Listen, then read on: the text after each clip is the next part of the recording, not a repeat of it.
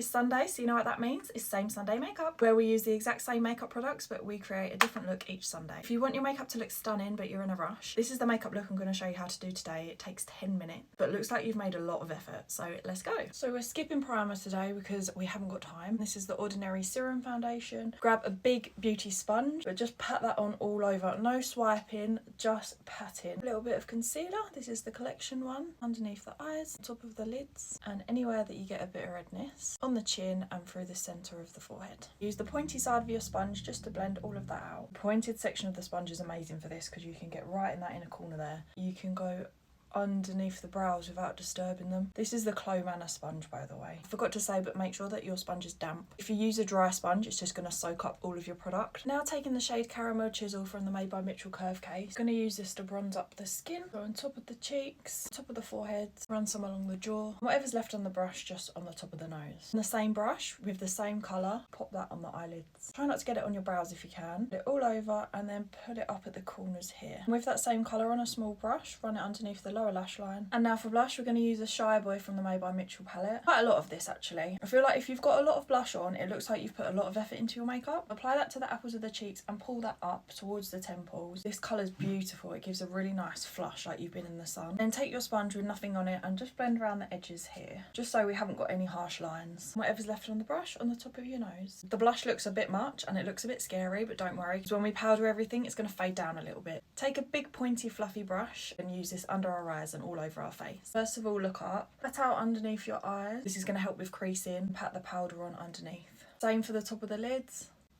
Apply this everywhere else. That blends in much better now. Now use a powdered bronzer just where we used the cream earlier. If you want to intensify your eyes a little bit more, you can add a bit of that through the crease. We most definitely do not have time for a wing eyeliner, so dip into a dark brown and smudge that along the top lash line. I'm using a small domed shadow brush. Keep it really close to the lash line and wiggle backwards and forwards.